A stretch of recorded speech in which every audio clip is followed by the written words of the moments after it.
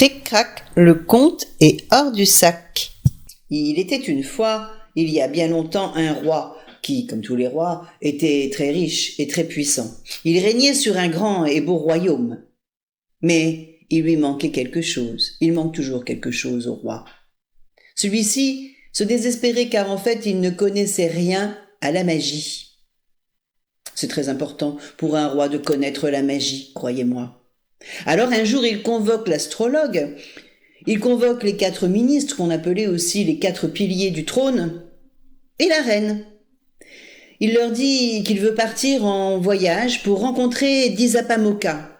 Disapamoka, c'est un célèbre savant qui connaît tout, bien sûr, de la science, de la magie et de toutes les autres sciences. Il vit dans le royaume de Takasila. Alors l'astrologue, les ministres et la reine décident de partir avec le roi pour apprendre eux aussi la science de la magie. Ils arrivent à Takasila et ils se rendent directement chez Disapamoka.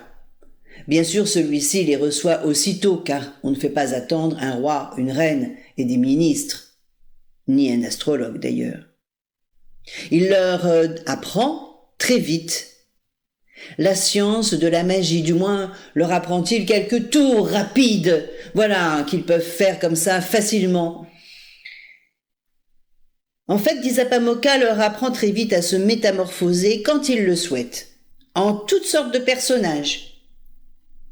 Avec ces formules, ils pourraient se métamorphoser en animaux, en géants, en ce qu'ils veulent, même en musiciens ou en oiseaux célestes. Alors ensuite, le roi, les ministres, l'astrologue et la reine remercient Disapamoka et repartent dans leur royaume. Ils sont tout à fait satisfaits. Mais voilà qu'en chemin, ils se perdent dans la forêt. C'est une forêt immense, sombre, inextricable, une forêt cambodgienne. Alors ils cherchent leur chemin, longtemps, très longtemps, mais en vain. Le roi finit par dire « Mes amis, nous allons sûrement mourir car nous n'avons plus rien à manger. » Mais alors, l'astrologue a une idée. Nous n'avons qu'à nous transformer en grands fauves. Ainsi, nous pourrons chasser des proies et nous pourrons nous nourrir. « Ah, bravo !» disent tous les autres. « Faisons cela !» Les 4 ministres, les 4 piliers du trône, décident de devenir les 4 pattes du grand fauve. L'astrologue souhaite être la queue. La reine pense devenir la taille, le corps du fauve. Et puis que reste-t-il ? Eh bien, il reste la tête. Eh bien, le roi sera la tête. Une fois tout ceci décidé, ils se mettent à prononcer les formules magiques apprises par Disapamoka. Et il se transforme en un magnifique tigre royal. Aussitôt le tigre se met à bondir pour chasser les cerfs et les chevreuils et les tue pour se nourrir.